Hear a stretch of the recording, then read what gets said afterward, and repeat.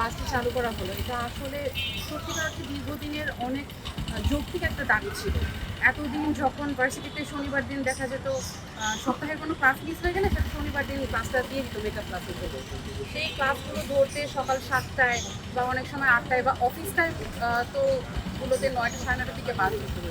তো আমি যে রুট থেকে আসি ক্যাম্পাসে, সেই রুটে একটা মাত্র বাস শাহবাগে আসার লোকাল বাস। তো সেই বাসটাও আসে প্রায় একটা বাস আসে 15-20 মিনিট, আধা ঘন্টা পরেও আসে।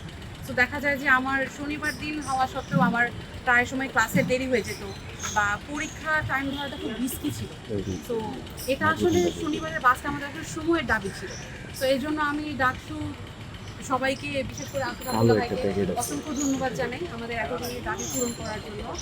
আর আশা করব যে এটা শুধু শনিবারের বাস না, অনাবাসিক স্টুডেন্টদের পাশাপাশি যত মানে আমাদের এদিকে যারা আছেন স্টুডেন্টরা সবার দাবি যেন সঠিকভাবে পূরণ করা হয় এবং আমরা যেন খুব সুন্দরভাবে ক্যাম্পাসে চলাফেরা করতে পারি।